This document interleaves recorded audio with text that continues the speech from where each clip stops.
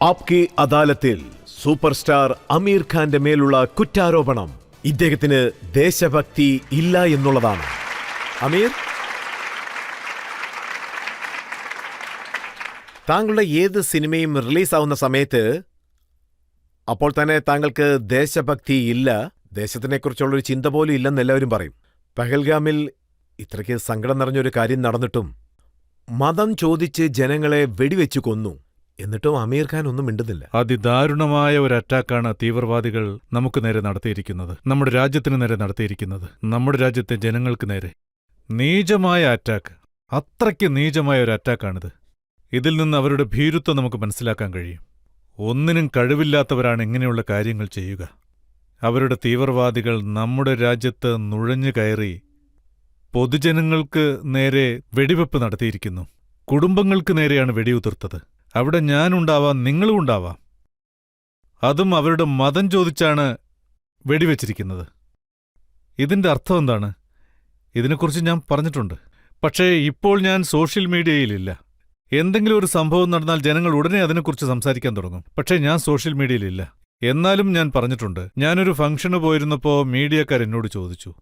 അതിന് ഞാൻ കൊടുത്ത ഉത്തരം ഇങ്ങനെയാണ്: ഈ ആക്രമണം നമ്മുടെ ജനങ്ങൾക്ക് നേരെ മാത്രമല്ല, നമ്മുടെ ജനങ്ങളുടെ ഐക്യത്തിന് നേരെയാണ്. അവർ ചെയ്തത് വളരെ നീചമായൊരു പ്രവൃത്തിയാണെന്ന് ഞാൻ പറഞ്ഞു. അതിനുള്ള മറുപടി അവർക്ക് കൊടുത്തു കഴിഞ്ഞിരിക്കുന്നു.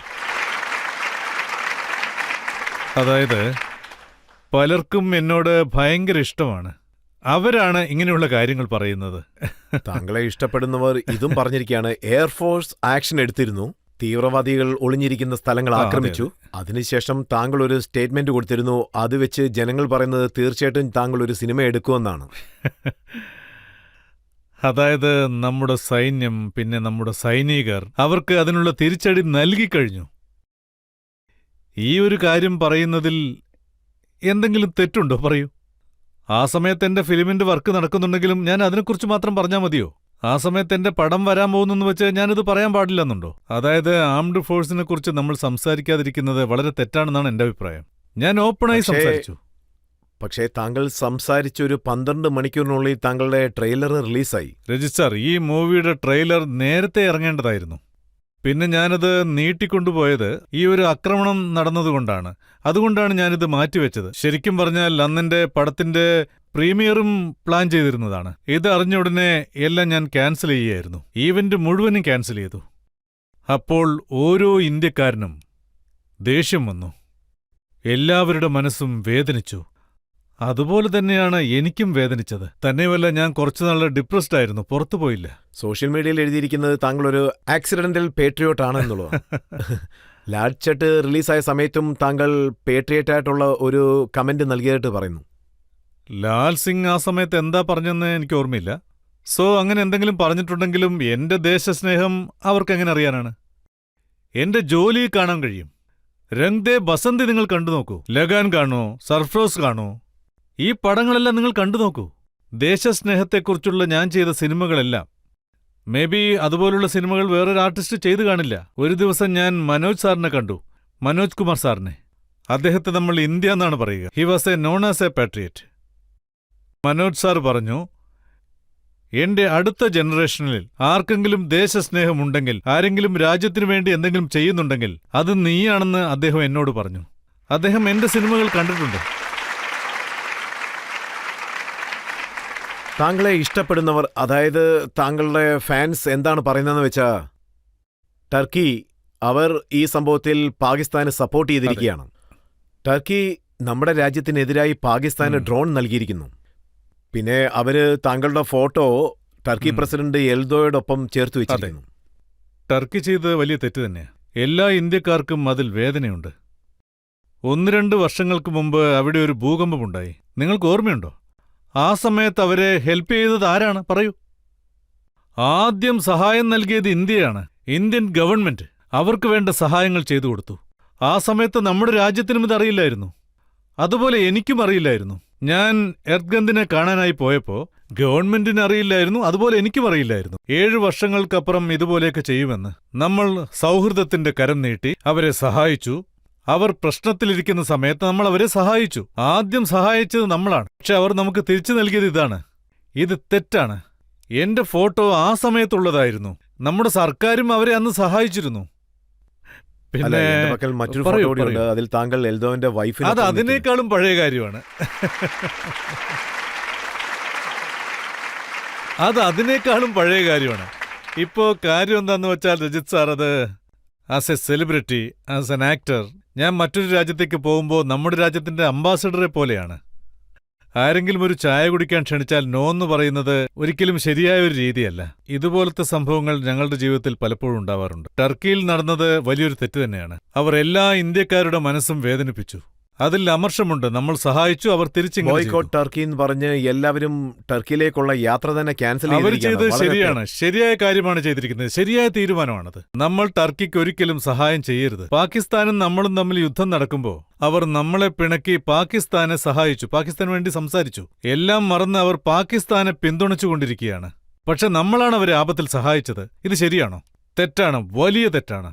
ചിലർ എന്താ എഴുതിയിരിക്കുന്നത് വെച്ചാൽ അമീർ ഖാൻ തന്റെ ഒരു സിനിമയിലും പാകിസ്ഥാനെക്കുറിച്ച് സംസാരിക്കാറേ ഇല്ല. പാകിസ്ഥാനിലുള്ള തീവ്രവാദികളെക്കുറിച്ച് അദ്ദേഹം ഒന്നും തന്നെ സംസാരിക്കാറേ ഇല്ലെന്ന്. അതായത് ഇന്ത്യൻ ഫിലിം ഹിസ്റ്ററി നിങ്ങളൊന്ന് എടുത്തു നോക്കൂ. എപ്പോഴും സെൻസർ ബോർഡ് ഞങ്ങളോട് പറയുന്നത് എന്താന്ന് വെച്ചാൽ, നിങ്ങൾ അയൽ രാജ്യമെന്ന് പറയൂ, രാജ്യത്തിന്റെ പേര് പറയാൻ പാടില്ല. ഇതിനു മുൻപൊക്കെ അയൽ രാജ്യത്തെ ആക്രമിച്ചു എന്നാണ് പറയുക, അല്ലെങ്കിൽ അയൽ രാജ്യം ഇങ്ങനെ ചെയ്തു എന്ന് പറയും. സോ ഞങ്ങൾക്ക് അലൗഡില്ല. സിനിമ എടുക്കുന്നവർക്ക് ഇതിന് അലൗഡില്ല. അതായത് അയൽ രാജ്യത്തിന്റെ പേര് നമുക്ക് പറയാൻ കഴിയില്ല. പക്ഷെ നിങ്ങൾക്കൊരു കാര്യം അറിയോ? സർഫ്രോസ്, അതായത് എന്റെ പടം സർഫ്രോസ്, ചരിത്രത്തിൽ ആദ്യമായി ആ സിനിമയിലാണ്. അതിൽ ഞങ്ങൾ ഓപ്പണായി പാകിസ്ഥാന്റെ പേര് പറഞ്ഞിട്ടുണ്ട്, ISIയുടെ പേര് പറഞ്ഞിട്ടുണ്ട്, അതും ഓപ്പണായി. ജോൺ പറഞ്ഞു സെൻസർ ഇത് പാസ് ചെയ്യില്ലെന്ന്. ഞാൻ പറഞ്ഞു എന്തുകൊണ്ട് പാസ് ചെയ്യില്ല? അവരെ പറഞ്ഞ് മനസ്സിലാക്കാന്ന് പറഞ്ഞു. പാർലമെന്റിൽ അദ്വാനിജിക്ക് പറയാമെങ്കിൽ, അതായത് പാകിസ്ഥാൻ നമ്മുടെ രാജ്യത്തിനെതിരെ പ്രവർത്തിക്കുന്നുവെന്ന് അദ്ദേഹം പറയുമല്ലോ. ISI തീവ്രവാദ സംഘടനയാണെന്ന് പറയില്ലേ? അവരാണ് ഇവിടെ തീവ്രവാദം പ്രചരിപ്പിക്കുന്നതെന്ന് പറയില്ലേ? അദ്വാനിജി നമ്മുടെ പാർലമെന്റിൽ ഇത് പറയുമ്പോൾ നമ്മളൊരു പബ്ലിക് പ്ലാറ്റ്ഫോമിൽ എന്തുകൊണ്ട് പറഞ്ഞുകൂടാ? അങ്ങനെയാണ് സെൻസർ ബോർഡ് ഞങ്ങൾക്ക് ആ സിനിമയിൽ ഇതിനുള്ള അനുമതി തന്നത്. അതായത് അതാണ് ഫസ്റ്റ് ഫിലിം അങ്ങനെ പേര് പറഞ്ഞിട്ടുള്ളത്. അതിനുശേഷം വന്നിട്ടുള്ള എല്ലാ സിനിമകളിലും പാകിസ്ഥാന്റെ പേര് പറഞ്ഞിട്ടുണ്ട്, അല്ലെങ്കിൽ ISI എന്ന് പറഞ്ഞിട്ടുണ്ട്. സർഫ്രോസ് ആണ് ആദ്യത്തെ സിനിമ. പലരും പാകിസ്ഥാനെതിരെ സംസാരിക്കില്ല എന്ന് പറഞ്ഞവരാണ് പാകിസ്ഥാന്റെ പേര് സിനിമയിൽ ആദ്യമായി പറയുന്നത്, അല്ലാതെ വേറെ ആരുമല്ല. അതെ, എനിക്ക് ഓർമ്മയുണ്ട്. ആ സിനിമയിൽ താങ്കൾ നസറുദ്ദീൻ ഷായെ ISIയുടെ ഏജന്റ് ആണെന്ന് വിളിച്ചു. നിങ്ങൾ പേര് പറയുന്നത് പറഞ്ഞും വിളിച്ചു. തീർച്ചയായും ശരിയാണ്. പിന്നെ മിർച്ചി സേട്ട് എന്നുള്ളൊരു ക്യാരക്ടർ, പിന്നെ പ്രൂഫ് ആയിരിക്കുന്നു അവരിങ്ങനെയാണ് ചെയ്യുന്നതെന്ന്.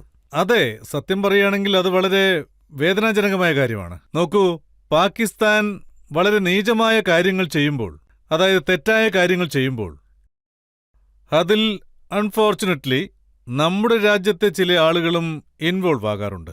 അത് വളരെ ദുഃഖകരമായ കാര്യമാണ്, വളരെ ദുഃഖകരമായ കാര്യം. സർഫ്രോഷിൽ എന്റെ ക്യാരക്ടർ ACP റത്തോഡ്, അദ്ദേഹം എല്ലാം പിടികൂടും.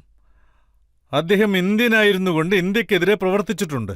പിന്നെ നസീർ എന്ന കഥാപാത്രം ISIക്ക് വേണ്ടി പ്രവർത്തിച്ചിട്ടുണ്ട്. അപ്പോൾ എന്താണ് പറയുന്നതെന്ന് വെച്ചാൽ, ഈ സിനിമ നിർമ്മിക്കുന്നവർക്ക് ഒരു സംശയമുണ്ട്. കാരണം അവരുടെ സിനിമ പാകിസ്ഥാനിൽ റിലീസാകണം. അതെ, അവിടുന്നും പണം സമ്പാദിക്കണ്ടേ? അതുകൊണ്ട് പാകിസ്ഥാനെക്കുറിച്ച് ഒന്നും പറയണ്ടെന്ന് പറയുന്നതായിട്ട് കരുതുന്നു. നിങ്ങൾക്കൊരു കാര്യം അറിയോ? സർഫ്രോഷിന് ശേഷം എനിക്ക് ഒരുപാട് പാകിസ്ഥാനിൽ നിന്ന് ഒരുപാട് നെഗറ്റീവ് കമന്റ്സ് ആണ് വന്നുകൊണ്ടിരുന്നത്. നിങ്ങൾ ഞങ്ങളെക്കുറിച്ച് എന്താണ് കാണിക്കുന്നത്, എന്താണ് പറയുന്നത്? പിന്നെ മറ്റൊരു കാര്യം കൂടി ഞാൻ പറയാം. നിങ്ങൾക്ക് എൻ്റെ സിനിമയായ ദംഗലിനെ കുറിച്ച് ഓർമ്മയുണ്ടോ? ദംഗൽ എടുക്കുന്ന സമയത്ത് ഡിസ്നി വേൾഡ്, അവരും വൺ ഓഫ് ദ പ്രൊഡക്ഷൻ ആയിരുന്നു എൻ്റെ കൂടെ. അവർ പറഞ്ഞു പാകിസ്ഥാൻ സെൻസറിൽ നിന്ന് ഞങ്ങൾക്ക് റിയാക്ഷൻ ഉണ്ടെന്ന് പറഞ്ഞു. അവസാനം മാച്ച് ജയിച്ചു കഴിയുമ്പോൾ നമ്മുടെ ഫ്ലാഗ് നേരെ മുകളിലേക്ക് ഉയരും, അതോടൊപ്പം നമ്മുടെ ദേശീയ ഗാനവും ഉയരും. അവർ പറഞ്ഞത് ഈ രണ്ട് കാര്യവും ഒഴിവാക്കണം, അതായത് ഫ്ലാഗ് കട്ട് ചെയ്യണം, പിന്നെ ദേശീയ ഗാനവും ഒഴിവാക്കണം, അല്ലെങ്കിൽ ഈ സിനിമ പാസ് ചെയ്യില്ലെന്ന് പറഞ്ഞു. അപ്പോൾ ഞാൻ ഒരു സെക്കൻഡിൽ ഡിസ്നിക്ക് മറുപടി കൊടുത്തു, ഈ സിനിമ പാകിസ്ഥാനിൽ ഓടാൻ പാടില്ല എന്ന്. അപ്പോൾ അവർ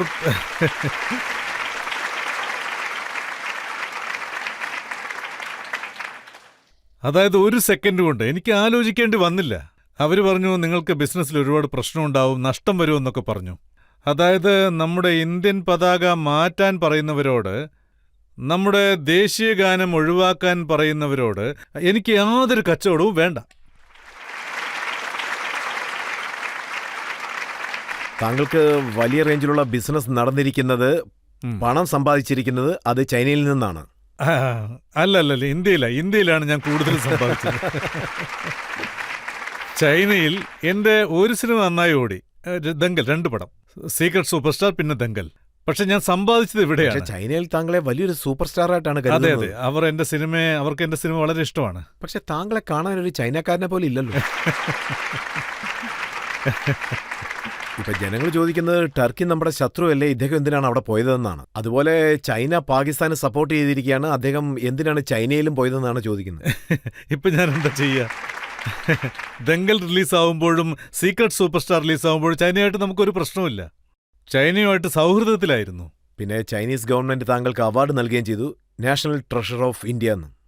അതെ അതെ, എനിക്ക് അവർ അവാർഡ് തന്നിരുന്നു, നാഷണൽ ട്രഷർ ഓഫ് ഇന്ത്യ. പക്ഷെ ഇതിലൊരു കാര്യം ശ്രദ്ധിക്കണം, അവർ നാഷണൽ ട്രഷർ ഓഫ് ചൈന എന്നല്ല തന്നത്, നാഷണൽ ട്രഷർ ഓഫ് ഇന്ത്യ എന്നുള്ള അംഗീകാരം തന്നത്.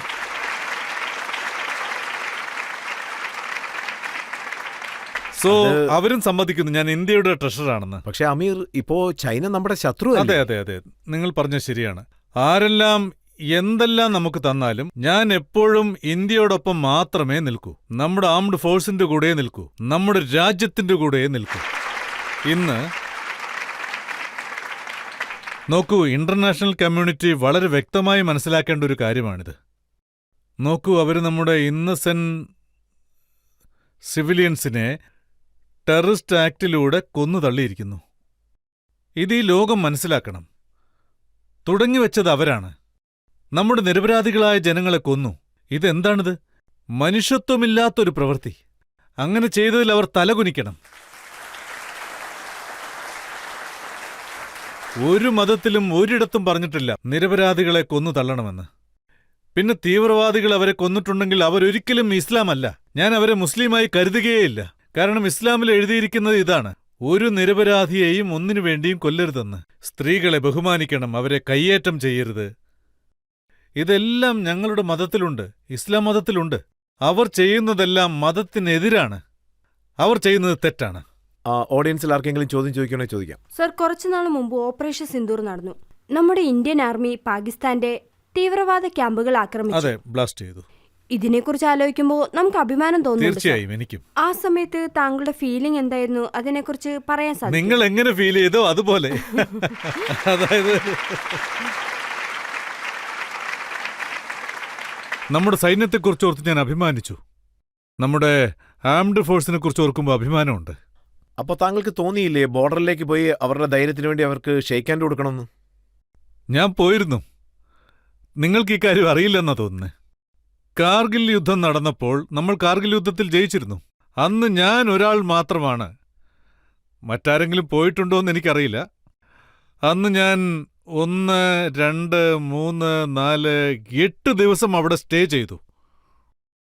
ഞാൻ ലേയിലാണ് ലാൻഡ് ചെയ്തത്. ലേയിലാണ് സാർ ഞാൻ ലാൻഡ് ചെയ്തത്. അവിടുന്ന് ശ്രീനഗർ പോകുന്നത് വരെ റോഡിൽ ഒരു 8 ഡേയ്സ് ഞാൻ റോഡിലായിരുന്നു. എല്ലാ റെജിമെന്റ്സിനെയും ഞാൻ കണ്ടിരുന്നു. ഞാൻ അസം റൈഫിൾസിനെ കണ്ടുമുട്ടി, രാജ്പുത് റൈഫിൾസിനെ കണ്ടുമുട്ടി, ലഡാക്ക് സ്കൗട്ട്സിനെ കണ്ടുമുട്ടി. അങ്ങനെ ധാരാളം. എല്ലാ റെജിമെന്റ്സിന്റെയും പേര് എനിക്കിപ്പോൾ ശരിക്കും ഓർമ്മയില്ല. എല്ലാ റെജിമെന്റ്സിലെ സൈനികരെയും ഞാൻ കണ്ടു. അതായത് എല്ലാ റെജിമെന്റ്സിലെയും സോൾജേഴ്സ്. ഞാൻ അവരെ അഭിനന്ദിക്കാൻ വേണ്ടി പോയി. നിങ്ങൾ ഞങ്ങൾക്ക് വേണ്ടി യുദ്ധത്തിൽ ജയിച്ചു, ഞങ്ങളെ രക്ഷിച്ചിരിക്കുന്നു. അതിനെനിക്ക് നിങ്ങളോട് നന്ദിയുണ്ട്, നിങ്ങളോട് എനിക്ക് കടപ്പാടുണ്ട്. ഇതൊക്കെ ഞാൻ ചെയ്തു. വേറെ ആരെങ്കിലും പോയിട്ടുണ്ടോ എന്ന് എനിക്കറിയില്ല. നിങ്ങൾക്കാരെങ്കിലും അറിയാം? അവിടെ പലരും പോയിട്ടുണ്ട്. അവരൊക്കെ അവിടെ പോയി ഡാൻസ് കളിച്ച് പാട്ട് പാടിയിട്ട് തിരിച്ചു വന്നു.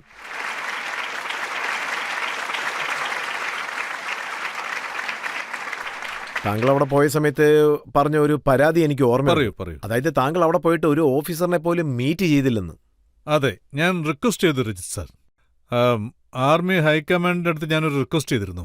എനിക്ക് ഈ 8 ദിവസം സോൾജേഴ്സിന്റെ കൂടെ സ്പെൻഡ് ചെയ്യണമെന്നും പറഞ്ഞ്. ഓബിയസ്ലി അവിടെ ഓഫീസേഴ്സ് ഉണ്ടാവും, പക്ഷെ ഞാൻ ഫുൾ ടൈം അവിടെ സോൾജേഴ്സിന്റെ കൂടെ കഴിയണമെന്നും പറഞ്ഞ്.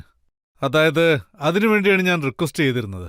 ഞാൻ സോൾജേഴ്സിന്റെ കൂടെയാണ് ടൈം സ്പെൻഡ് ചെയ്തത്. അവിടെ ഓഫീസേഴ്സും ഉണ്ടാവുമായിരുന്നു. പിന്നെ എനിക്ക് ഇപ്പോഴാ ഒരു കാര്യം ഓർമ്മ വന്നത്, പെട്ടെന്ന് മറന്നുപോയി. ഗജനിയായി മാറിയതാണോ സാർ? ആ, ഗജനിയായി മാറി.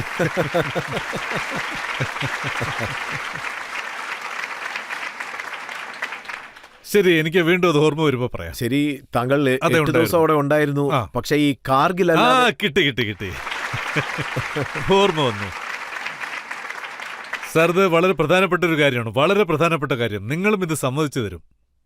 ഞാൻ അവിടെ ചെന്നത് അവർക്കൊരു ഊർജം നൽകാനാണ്. 8 ദിവസം ഞാൻ അവരുടെ കൂടെ കഴിഞ്ഞില്ലേ? അവരുടെ മനഃശക്തി വർദ്ധിപ്പിക്കാൻ വേണ്ടി നമ്മൾ ഒന്നും ചെയ്യേണ്ട കാര്യമില്ല. അവരെല്ലാ അർത്ഥത്തിലും തയ്യാറായി നിൽക്കുന്നവരാണ്. പറഞ്ഞത് ശരിയാണ്. അവർ എത്ര ബുദ്ധിമുട്ടുള്ള ടെറന്റിലാണെങ്കിലും, എത്ര ബുദ്ധിമുട്ടുള്ള ടെറന്റിലെ ജോലിയാണെങ്കിലും, ആ ബുദ്ധിമുട്ടുള്ള ടെറന്റിൽ നമ്മളെ ഡിഫെൻസ് ചെയ്യുന്നു. പക്ഷേ മാനസികമായിട്ടുള്ള അവരുടെ ശക്തി എത്രത്തോളം വലുതാണെന്ന് വെച്ചാൽ അവരുടെ മുഖത്ത് പുഞ്ചിരിയുണ്ട്. അവർ വളരെ കോൺഫിഡന്റായും സന്തോഷത്തോടെയുമാണ് കഴിഞ്ഞത്. അതായത് ഞാൻ അവരുടെ മൊറാൽ ബൂസ്റ്റ് ചെയ്യാനാണ് പോയത്. പക്ഷെ അങ്ങനെയല്ല, അവരാണ് എന്റെ മൊറാൽ ബൂസ്റ്റ് ചെയ്തത്. I am right sir? നിങ്ങൾ പറഞ്ഞത് വളരെ ശരിയാണ്. കാരണം രാജ്യസ്നേഹം എന്നാൽ നമ്മുടെ മനസ്സിൽ നിന്ന് വരേണ്ടതാണ്, ബുദ്ധിയുമായി ബന്ധപ്പെട്ടതല്ല. പിന്നെ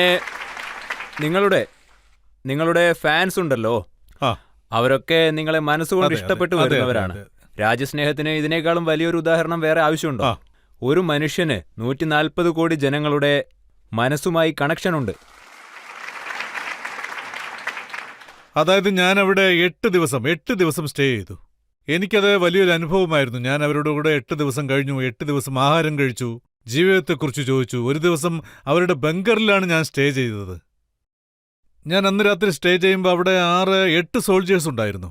ഞാൻ ഒരു രാത്രി മുഴുവൻ ബോർഡറിൽ ബങ്കറിൽ സ്റ്റേ ചെയ്തു.